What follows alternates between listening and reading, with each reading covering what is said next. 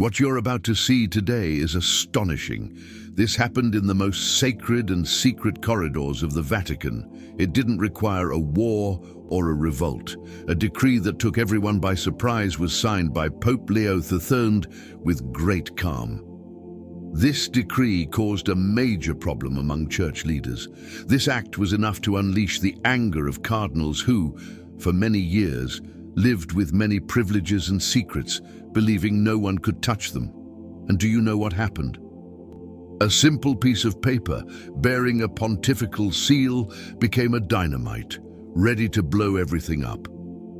The question I ask you is this: how could a single signature put the princes of the church, who seemed secure, in trouble? And furthermore, what did this decision reveal that was so heavy that it made them nervous, angry, and even desperate?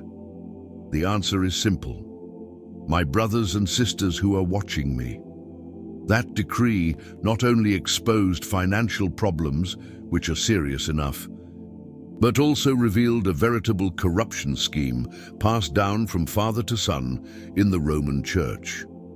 Dear faithful friend, be part of our community by clicking the red subscribe button below from your cell phone or computer. Leave a comment about which city you watch this video from and your name so we can pray together for your life. May the grace and peace of the Lord be with you, and may the faith that resides in you be a torch in the midst of the darkness of the world. The first rays of sunlight seemed to be streaming through the openings of the Pauline Chapel. It was as if God was showing us it was time to undergo a test and improve. Pope Leo XIV, the first American pope in church history, was kneeling, his fingers unmoving. At 70, Robert Francis, the man wearing the white cassock, took office as head of the church just 8 months ago. But everyone knows that behind this man lies a firm and direct attitude, a way of acting that moves the church and is in line with the teachings of Jesus, our Savior. A person who brings love also brings justice. And this is what Leo learns every day. That morning, however, his prayer wasn't just a habit. He seemed very close to Christ in the Garden of Olives. He was going through a difficult and determined moment, knowing what was going to happen. His face, usually serene, now showed the seriousness of a man who knew he was about to make a decision that would change more than many could imagine. This is where we realize what a leader looks like who doesn't use masks to deceive. Archbishop Thomas Reynolds, who is from the same place as him and is also his secretary, silently stopped the scene. He said, "Your Holiness, the cardinals of the Council for the Economy are already waiting for you," as he handed over a folder bearing the Pope's seal. The Pope received it slowly, caressing the shield he himself had chosen, a heart with an arrow, a symbol of love for St. Augustine, along with a scale representing justice. This wasn't a coincidence. It was a reminder of their mission and their obligations to the gospel and to the people of Christ. The letter to the Hebrews says that the word of God is active and powerful. It can penetrate deeper than any sharp sword. It penetrates to the deepest part of the soul and spirit. It also reaches to the joints and marrow. You are able to understand the thoughts and intentions of the heart. Hebrews chapter 4. The Pope was about to do this, to clarify what was hidden. "This will bring a storm the likes of which we haven't seen in many years," Reynolds said, his voice filled with concern. Leo XIV responded calmly. He had a confidence that only those who truly believe can possess. Sometimes, heavy rain is important to clear the air. With these words, the two walked through the long corridors of the Apostolic Palace. The din of everyday life seemed louder there, as if the walls, made of the most precious stones in history, already knew what would happen. In the oval room of conciliation, 10 cardinals waited.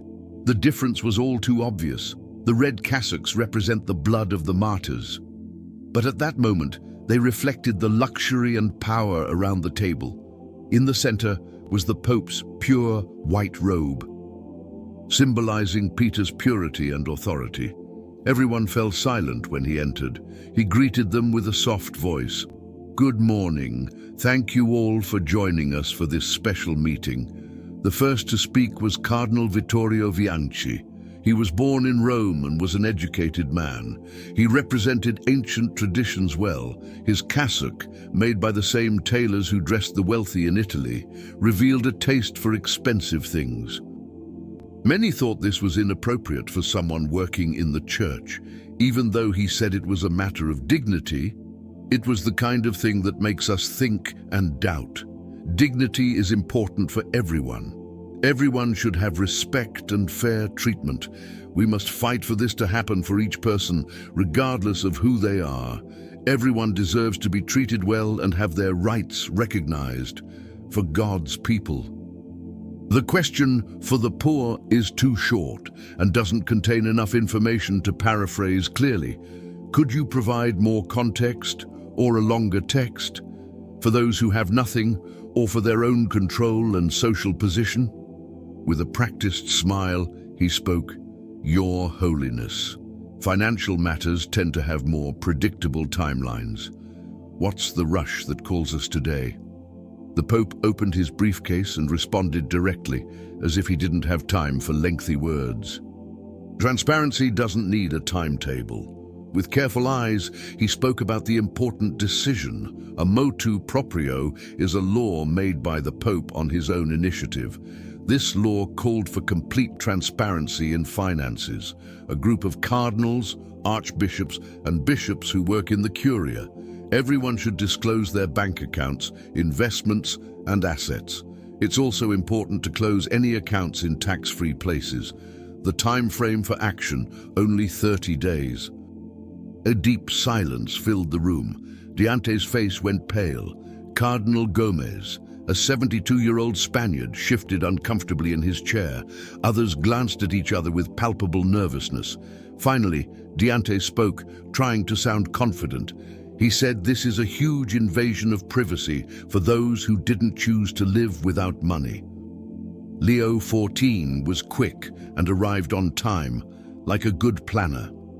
He explained that there would be no public presentation. The statements would be confidential. They would be seen only by a new ethics group within the state secretariat. The conversation became tense. A German cardinal spoke about family assets, investment funds, and inheritances. The Pope responded in a way that seemed very strong and confident. What is true is not afraid of the light. The light here was not just clarity, but the true message of Christ, which dispels the darkness. Gomes proposed a 6-month or a year period of change. Seeking more time, Leo XIV shook his head. 30 days, no exceptions. This isn't about reorganizing, but about transparency. It's clear someone used their power to get something. Viante, becoming nervous, shouted that the group of cardinals should have been called in for a meeting. The Pope looked at him emotionlessly for a few seconds before speaking. "Your concern has been noted, Your Eminence, but the choice has already been made." Reynolds distributed copies of the document as a discreet young nun entered the room. Sister Lucia Ferraro was an analyst with the Financial Supervisory and Information Authority. She brought a paper, which the Pope read silently. Then he put the paper away with a small gesture of appreciation. Leo XIV began speaking again. "I know this decision may be uncomfortable, but it's a response to real situations. In recent months, we've received news from abroad about strange financial movements linked to the Vatican." The sound in the room grew louder. Viante said the Pope had raised suspicions about the entire Curia. The Pope said there are no accusations, only prevention. If we all do the right thing, it will only show what we already know. If that's not the case, it's our obligation to fix it. The meeting ended with the official signing of the document. Some cardinals left quietly. While others discussed their plans in secret, the Pope remained seated, watching them. Sister Lucia came closer and spoke softly. The answers showed we were right in our doubts. Leo XIV, calm, made corrections. Not all of them. See who talked a lot and who was quiet. The air in Rome outside seemed changed. It seemed the Eternal City had realized that something had changed deeply within its very foundations that day. The sounds of that meeting could still be heard in the corridors. The cardinals left in small groups. Some people had their heads down, others were speaking in hushed whispers, as if afraid the statues might overhear. Some people walked with angry expressions on their faces, and those who struggled to maintain the neutrality of someone observing before choosing a side. The lion, for his part, remained silent, staring at the papers he had just signed. The heavy rain had begun. He knew it from the first stroke of his pen. That same afternoon, 3 cardinals met in a discreet apartment near Piazza Navona, far from the watchful eyes of the Swiss guards. Vianti, who was the most agitated, paced back and forth like a trapped lion. His voice wavered between anger and fear. He said it was a direct attack. Frivo knows a lot, and his way of seeing things, which is typical of the United States, doesn't understand what we live here. Europeans. The blame was on the person, not the work they did, a clear sign of desperation. Gomes, more serene, contemplated the Eternal City from the window. His words were more thoughtful. The question isn't whether he knows things, but rather how well he knows them, and most importantly, who spoke to him. Cardinal Ricci looked frail. He had a strong look in his eyes. He finished what he was thinking. Someone in our group is passing information out. We need to know who it is. The conversation, instead of calming people down, made them even more agitated. Vianche spoke directly what everyone was afraid to say out loud. There are over 30 million euros in accounts in Switzerland and Luxembourg. It's impossible to explain it with the salary shown on the receipt. The confession, so sincere, filled the room with silence. Ricci spoke clearly and bluntly. The problem isn't the decree. The problem is that if it's used, we'll all be in trouble.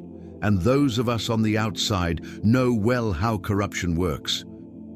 It's not the crime itself that causes discomfort. It's the fear of being discovered and what can happen because of it. In the Pope's rooms, the atmosphere was quite different. Leo XIV was dining simply with Reynolds and Sister Lucia. There was no Murano glass or embroidered tablecloths. Just be simple and focus on the task at hand. Reynolds, with his down-to-earth manner, showed he was concerned. The resistance has already begun, dear. The Pope looked away from his plate calmly. He seemed to have been waiting for this sentence. It began when I placed the paper on the table. The question is, how far will they go to keep their secrets? Sister Lucia, her voice firm, intervened. We're not just talking about bank accounts with excess money. Many of these men are connected to money networks that hide criminal profits, bribes from companies, and the help of politicians. Don't underestimate what they can do to avoid being discovered. Lion 14 nodded slowly.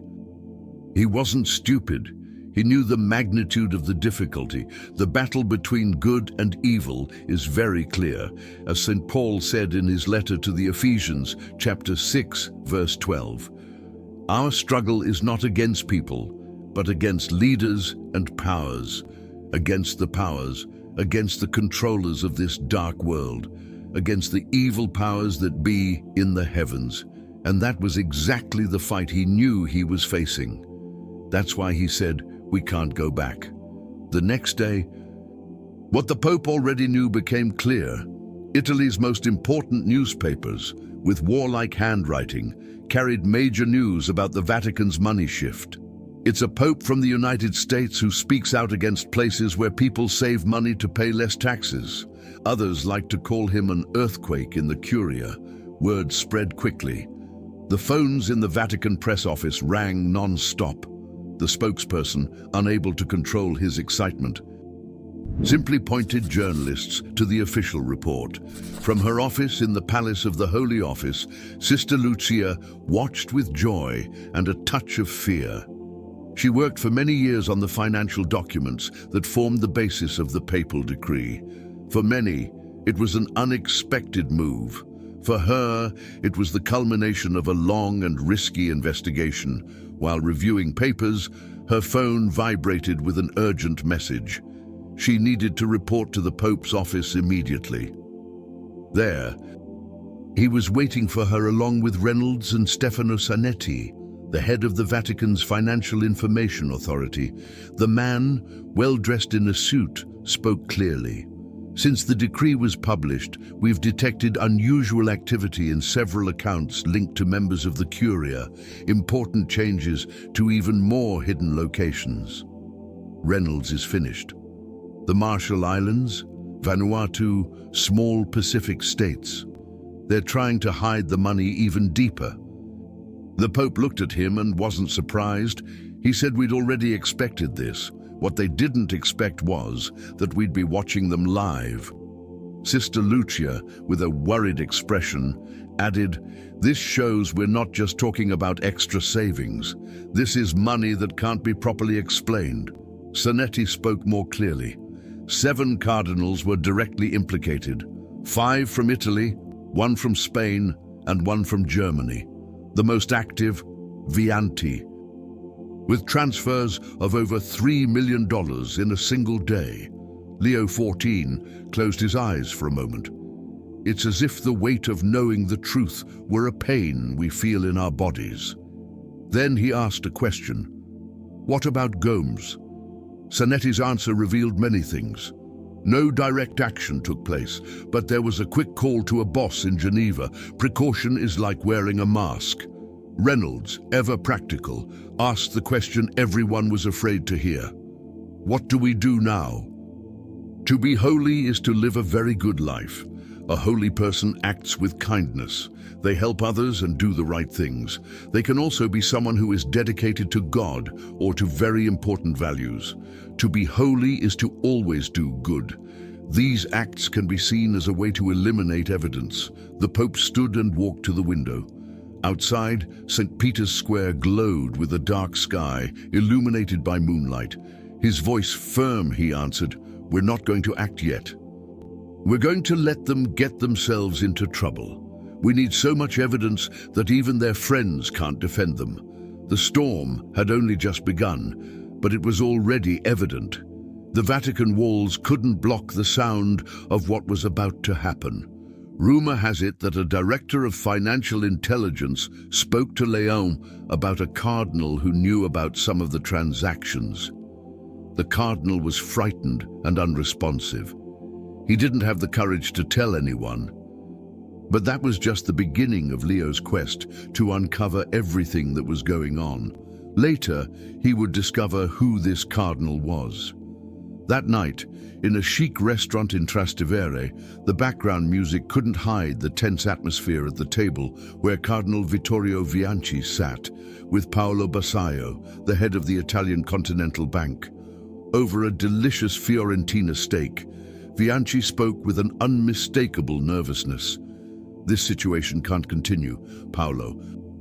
The Frevos have gone too far," he shouted using the Pope's surname, thinking it would make him seem less important. Bassaio, a knowledgeable businessman, listened calmly. He understood that when a cardinal got nervous, it wasn't of his own volition. "The bank's situation is complicated," he responded carefully. "Europe's new rules on money laundering make us very careful, especially with people who hold important political positions.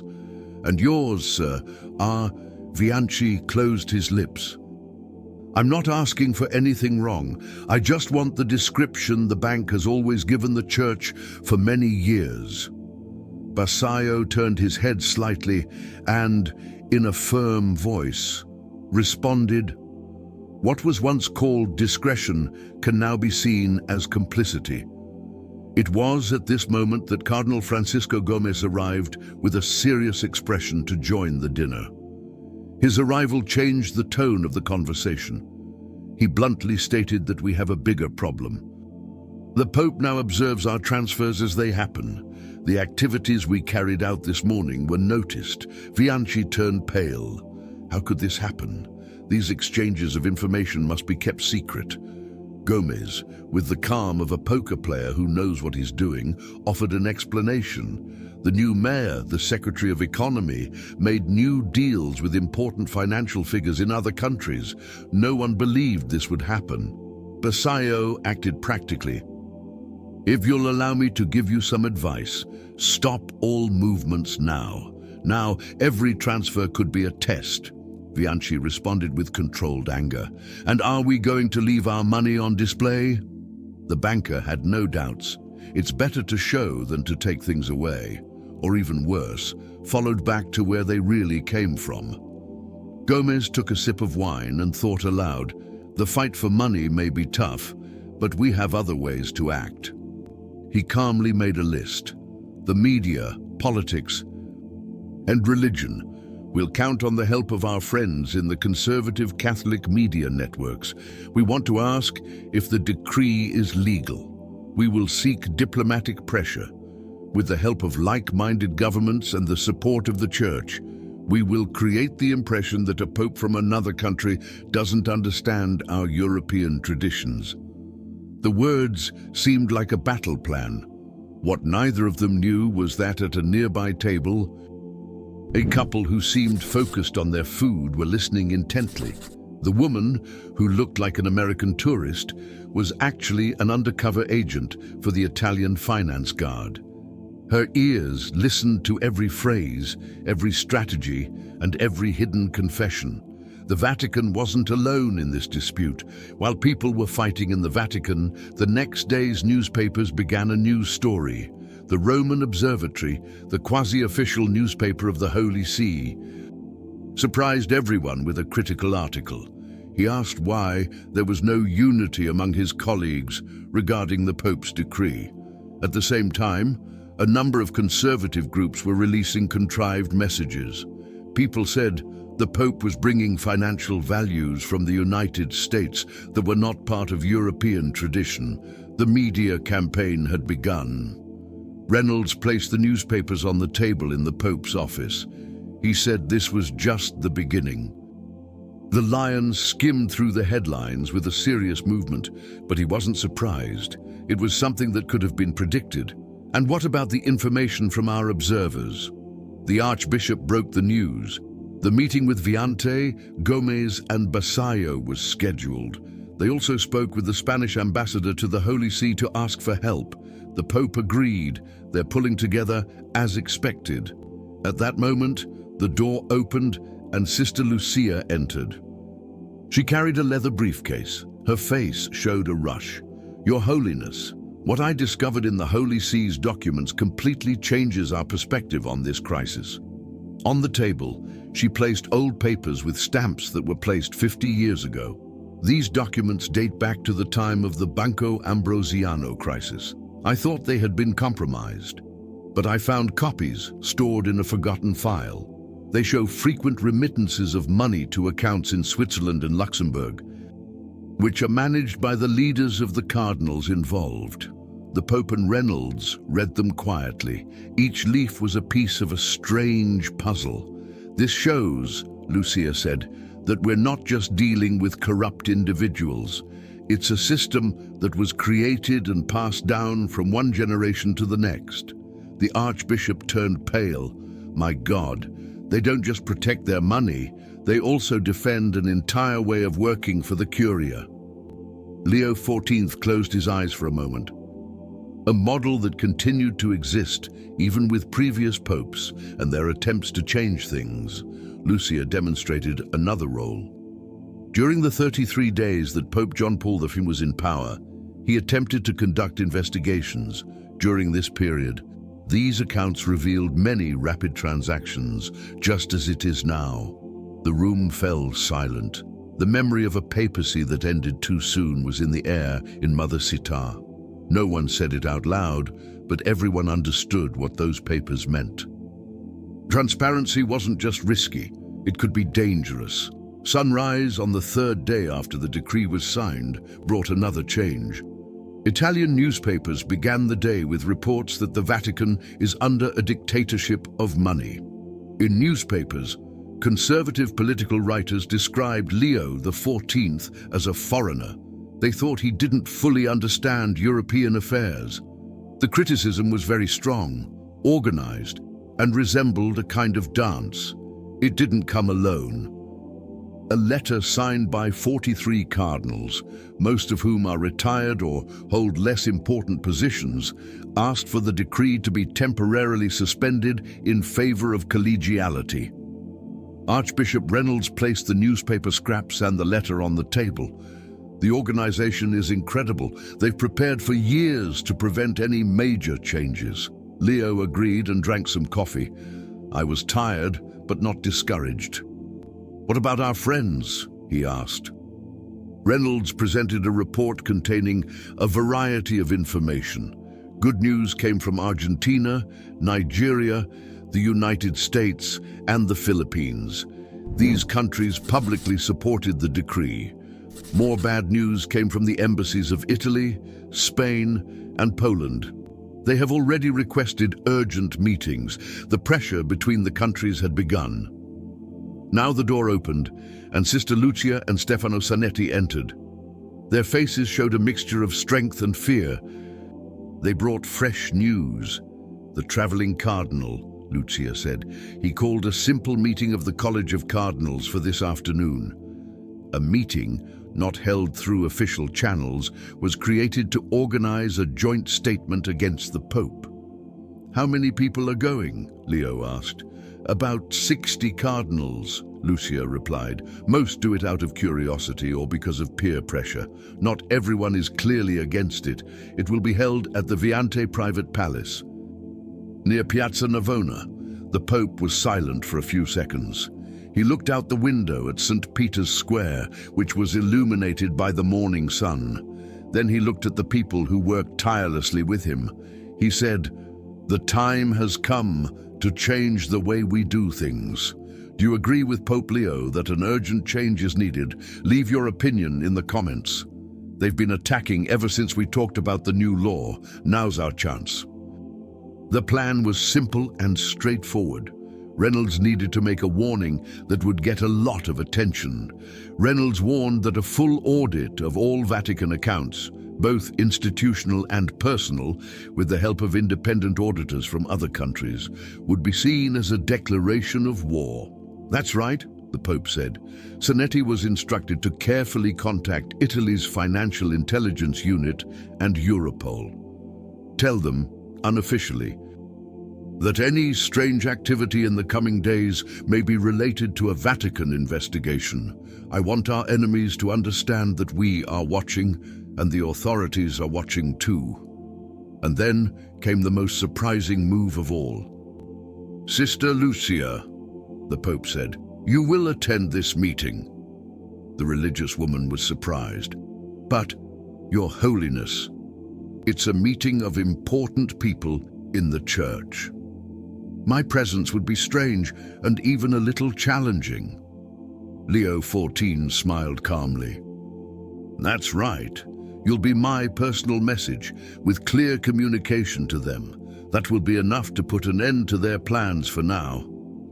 The afternoon has arrived. Rome had a sky that seemed to tell a sad story. In the grand hall of the Palazzo di Viante, more than 50 cardinals gathered. They were surrounded by carpets, crystal chandeliers, and hushed conversations. The host was pleased with the audience and preparing to begin the session. Suddenly, a murmur ran through the room. Sister Lucia appeared, wearing a black habit and holding a briefcase. She was accompanied by a young priest. Confusion soon ensued. "What does this mean?" Diante spoke softly to Gomez. Lucia greeted them with a respectful but determined bow. She said, "Your Excellencies, I come as the direct representative of Pope Leo XIII." Silence fell over the room. The opposition was very strong. A representative of the Pope attended a meeting specifically designed to criticize him. He, trying to remain calm, said it was a private meeting. Lucia politely but confidently stopped him. His Holiness knows very well what this meeting is like.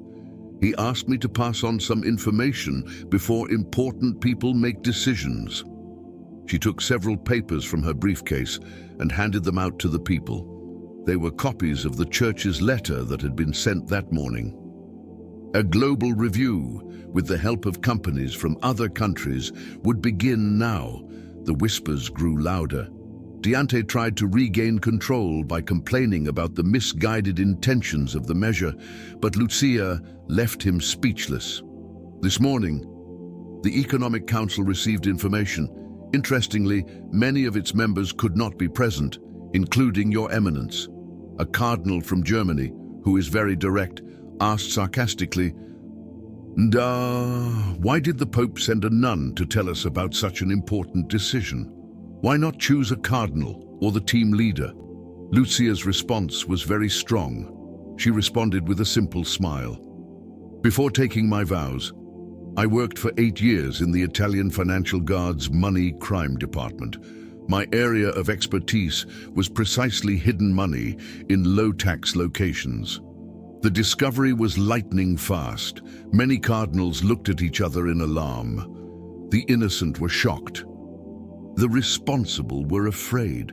Lucia concluded her message. Also, please be aware that, in conjunction with authorities from other countries, a special control system has been established for all important bank transfers related to Vatican employees. Those who hide nothing need not be afraid. She left the room, leaving a great confusion. Some cardinals left quickly, others remained arguing loudly. And in a corner, watching everything in silence, stood Cardinal Antonio Moretti. The oldest of the old guard, he is respected and discreet. He has survived 3 popes.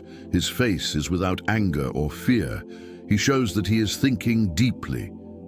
Later, when telling the Pope, Lucia mentioned this detail. Moretti didn't say anything, but he listened. Leo XIV whispered that he was the key. If we can get him to stay silent, we'll have accomplished a lot. The fight had now shifted. The action was no longer just the cardinals. The Pope took the fight to the very heart of those who oppose him. If you find this story surprising, wait until you see what comes next. The most impressive part hasn't happened yet. Stay with me until the end, because every minute is crucial to understanding how a simple decree revealed many secrets that had been kept hidden for decades. There are 7 keys to the Vatican's most hidden vaults. I want to invite you, subscribe to the channel now. Activate the bell so you don't miss the next episodes of this series. Write in the comments if you know anything interesting about popes who tried to make changes and face difficulties. Your opinion not only improves this site, but also helps others learn about these stories that were previously hidden. See you in the next chapter. The news came suddenly, like a bolt of lightning in a Roman night. Sister Lucia's apartment had been broken into. Her documents, computers, and everything that held her life's work were gone in minutes. There was no evidence of wanton violence, things a normal thief would do. It was the skill of a surgeon who knows exactly what he needs. The Vatican security chief immediately called the Pope. Respect to the sister, that's right, but we all know this wasn't a normal robbery. The message was quite direct. Lion 14 closed his eyes for a moment. That wave of violence, which wasn't direct, proved he'd been right all along. The most dedicated cardinals wouldn't just exchange words or speak to the media. The act of using physical force showed desperation. Desperation always carries risks. He ordered something done immediately. Lucia needed to be taken to an apartment within the Vatican with special care.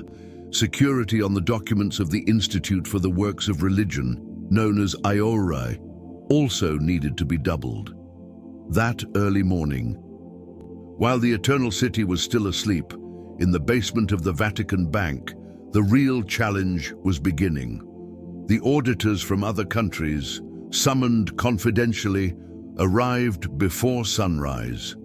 By 5 a.m., they were already working alongside Vatican technicians and Lucia herself, who didn't hesitate. With a serious look on her face, she joined the team and applied her vast knowledge of how to transfer money. The initial results were surprising. Over the past 5 years, at least 12 cardinals' accounts have shown unexplained financial movements, transfers totaling over 100 million euros. This money went to companies that weren't genuine and to places that lacked transparency. Archbishop Reynolds spoke to the Pope with a straight face. The initial results are very impressive, Your Holiness. And this is just the beginning. The lion wasn't surprised. His face showed no fear, but rather great acceptance. I already knew. And now the world will know too, he said. In the press, opinions differed. Newspapers from other countries said it was an important moment for transparency. On the other hand, the more traditional Italian newspapers tried to maintain the idea that there was significant outside involvement. But something had changed. The agreement that had existed in days gone by was crumbling like a sandcastle when the tide rises. It was at that moment that their opponents' boldest move occurred. Cardinals Viante and Gomez called a press conference in front of St. Peter's Basilica. They did so without official authorization.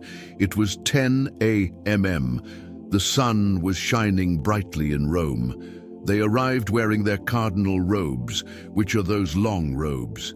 The presentation was meticulously planned.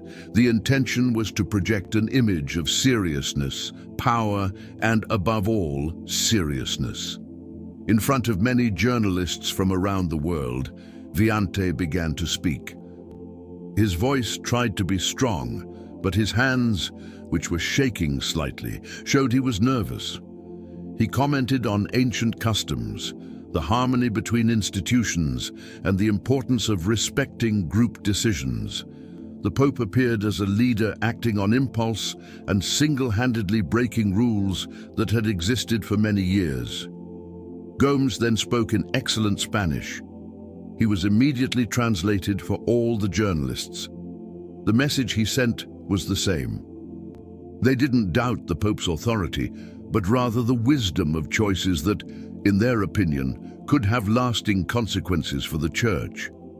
From his office, Leo XIV watched the live broadcast near Reynolds and Sonetti. People said nothing. They paid attention to everything that was said and every move. They knew this was a public and carefully planned offensive. But what no one could have imagined, not the cardinals, not the reporters, not even the Pope, was the arrival of someone no one expected, Cardinal Antonio Moretti. Respected by all groups, an experienced man with over 50 years of service to the Church, Moretti took the stage with simple gestures. He walked slowly, but surely. The cameras immediately turned to him. Viante and Gomes exchanged uncomfortable glances. They wanted help from someone important to their fight, not someone who might derail things. The elderly cardinal, with a voice that sounded as if it had come from a long time ago, took the microphone and said things that would change the course of the crisis. I listened carefully to what my brother cardinals had to say, and I feel it is my duty to speak a little further. A silence fell over St. Peter's Square. The journalists, who knew they were witnessing a momentous occasion, didn't even pick up their pens to write. They kept every word in their memories and hearts. Moretti moved on. For many years, our financial system lacked clarity, had unjustified privileges, and in some cases was corrupt. Your voice was strong. I participated in this system when I was young. I remained silent when I should have spoken. I had some leverage, but it was small. Therefore, my silence makes me part of the problem. The confession of such an important man surprised everyone. Vianci, very angry, tried to stop him. She tried to take the microphone from his hand. The fight was brief, but all the cameras recorded it. It clearly captured the struggle taking place inside the Vatican. Taking the microphone back, Moretti made the final move. The Pope's decree is not an offense to our traditions. It's an attempt we've postponed for too long. We want to clean up a stain we've allowed to grow too large. For the good of the Church, I completely agree with the Pope's actions. I will hand over all my records to the auditors without hesitation or delay. The confusion began immediately. The journalists ignored Bianchi and Gomez's explanations. They focused all their attention on the confession of the most respected cardinal in the Curia. In his office, Leon turned off the broadcast with a calm expression and told his colleagues, "Call Cardinal Moretti now." He opened a door that had been closed for many years. A statement from within the veil system, and all our research combined. The fight had changed. The silence was broken by a voice no one expected. Cardinal Moretti's public statement shook the Vatican to its core. Within minutes, the press conference Bianchi and Gomez had carefully prepared turned into a major problem for them. The scene of the fight, with Bianchi trying to take the microphone and Moretti remaining calm as a monk, was already appearing in newspapers around the world. It was the perfect symbol of the struggle between what is hidden and what is clear. That same afternoon, in the Vatican gardens, two older men, but with agitated minds, took a walk away from the microphones. Leo, dressed simply, and Antonio Moretti, still wearing his signature purple cassock, walked in the shade of the cypress trees. "Why did you, Antonio, decide to speak now, after so many years without saying anything?" The Pope asked a question. Moretti glanced at a Baroque fountain before answering. "Maybe because at my age, we start to think more about the end of things than about the good things here on earth. Or maybe because, for the first time in many years, I see in a Pope the will to finish what he started. Not with simple solutions, but with real change." What he said was both an acknowledgement and a warning. The Lion listened carefully. His help was crucial, but also risky. Viante and his group won't forgive you easily. Cardinal Moretti smiled calmly, like someone with nothing left to lose. "At 78 years old, Your Holiness, few things can scare me. Besides, I haven't even told you half of what I know. That gives me some security." The Pope understood what was suggested. "Are you willing to officially assist with the investigation? Your knowledge is invaluable." Moretti stood still for a moment. "Okay, but on one condition. May there be a way back for those who admit their mistakes and give up what they've taken. I don't want revenge or anything too harsh, but rather a genuine change." Leo XIV agreed. "Mercy is and always will be an important part of true justice. Transparency must be complete. We cannot heal what remains hidden. The Lord tells us in the book of John that our words should always be truthful. This means that we should say yes when we mean yes and no when we mean no. What is certain is that John 5 speaks of something bad. The Church should be a good example for everyone. It shouldn't hide its wrongdoings." In the days that followed, Moretti's confession led to something no one expected. Other religious leaders, some because they felt it was right, and others simply trying to protect what remained, began to join the inspectors. They provided documents, identified problems, and demonstrated the ways they had operated silently for many years. Each confession was another piece of the puzzle. Accounts are opened under the names of companies that don't exist. Investments are also made in companies that appear legitimate but aren't. Furthermore, money transfers occur between 3 parties using banks in Switzerland and Luxembourg. Journalists, who were paying close attention to everything, quickly dubbed the process the crumbling of the wall. What for years seemed impossible to change, an organization rife with privilege and a lack of transparency, was falling apart. What mattered most wasn't the numbers. What mattered was the change in the words used. They no longer talked about protecting traditions. Now they talked only about personal reasons. Cardinal Viante was the first person to fall. Feeling pressured by irrefutable evidence, he resigned from all his curial positions. He said he had health reasons. No one believed the explanation, but the Vatican's official machinery simply accepted the resignation without saying anything. Gomez tried to defend himself, claiming that his money was inherited from his family. The explanation didn't convince even those close to him. A few days later, he also resigned. Meanwhile, the Pope's image was changing in the media outside the country.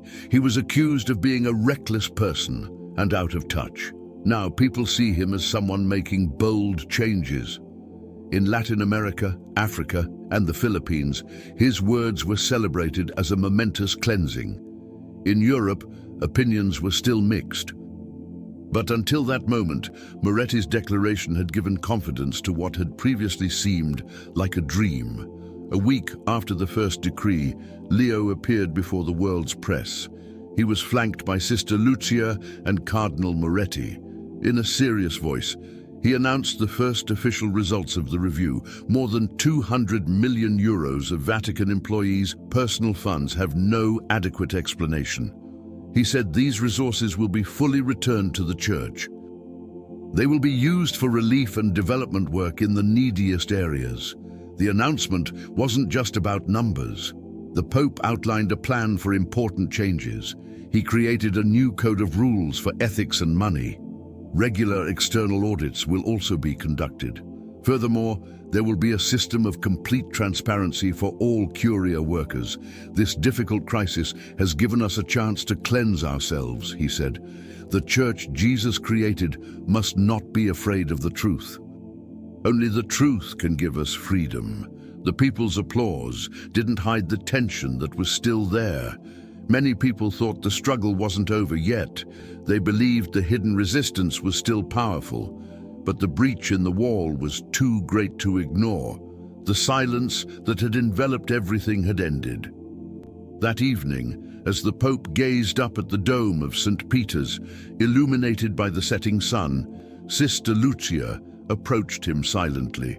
She said they said it was impossible. "Your Holiness," the lion replied calmly, "nothing is difficult when one has the courage to begin." The Vatican seemed different. What for many years had been just a whisper of doubts and hushed conversations was now openly discussed. People mentioned numbers, names, and changes. Newspapers in other countries declared that a new era was beginning for the Church. But some more traditional groups still said the Pope was reckless. But the mood in Rome had changed. There was no longer the lingering scent of fear. Now, what was felt was a clear confrontation, where light was beginning to overcome the shadows. The departure of Viante and Gomez, the main figures defending the resistance, changed everything. It was a crucial moment. The cardinals, who had still harbored doubts, now realized that continuing with the old system risked their downfall. Some people submitted their accounts on their own. Others tried to obtain a silent pardon in exchange for receiving some of their money back. The lion, who kept his promise, granted forgiveness to those who spoke the truth, but he was severe with those who tried to hide the truth.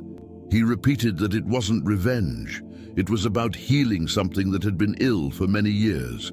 Sister Lucia became a key figure in the process, calmly and carefully. She helped auditors from other countries track down money that was moving from one place to another and from one time to another.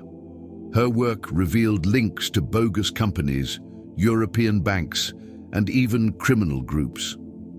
With each new discovery, the Pope's certainty grew stronger. The Church could not accept a different approach to privileges and hidden accounts. Cardinal Moretti, in turn, remained both a witness and a mediator. His confession to everyone had created a space, but his subsequent help brought together those who were insecure. Transparency doesn't end things, it cleans them up. He said this in private meetings. Many people listened to him respectfully. After all, he wasn't a young dreamer. He was an older man who understood the secrets of power like no one else. By this time, the recovered money was already starting to help. More than 200 million euros, stolen for many years, were now being used for clear projects, hospitals in Africa, scholarships in the Philippines, and soup kitchens for the community in Latin America. The photos of children receiving aid because of that dirty money became an unanswerable argument. The conversation was no longer about rules about money, but about changing lives. The Pope's adversaries are still out there. They continued to work in hiding. They sought friends in European governments and in the mainstream media. But Moretti's admission and the irrefutable evidence had shattered the resistance. The Pope warned his collaborators that the fight was not over yet. Now we have the idea, and we won't let it go. Months later, as the heavy rain began to ease, Rome witnessed a special scene. In St. Peter's Square, in front of many believers, Pope Leo XIV unveiled the Vatican's new code of ethics and finances. The speech was short and serious, but the words left a mark on history. The Church will no longer allow money intended to help the poor to be kept in hidden accounts. Transparency is not a choice. She's part of our goal. The applause that followed wasn't just a sign of support. It was the realization that something that seemed impossible was beginning to happen. The oldest institution in the West was allowing itself to be seen in its true colors, hiding nothing. The reflection was scarred, but it also showed that a different future could exist. That evening, as the Pope gazed up at the sunset-lit dome of St. Peter's, the weariness on his face was easy to see. He had struggled with long-standing habits. He faced hidden agendas and enemies who weren't afraid to use fear to gain victory. But despite his weariness, he had a calm. Sister Lucia, standing next to him, broke the silence. They said it was impossible, Your Holiness. They said the system was too strong. The Pope gave a soft smile. What seems impossible only remains so until someone has the courage to start. And that day, it became clear. The era of clarity in the Vatican didn't appear suddenly. It arose from the courage of a pope who had the courage to face very angry cardinals, planned betrayals, and many years of lack of transparency. Pope Leo III was a courageous figure. He made difficult decisions and faced challenges with courage. His determination to fight for his values is admirable. He stood out for standing up for what he believed was right, even in difficult times. His courage inspires many to stand firm in their beliefs. And now, I want to invite you to join this community. Do you think other institutions should also adopt a complete transparency model like this? Leave your opinion in the comments. And if you are a true Christian, share this video with 5 people you love and take the opportunity to click on the video that appears on the screen.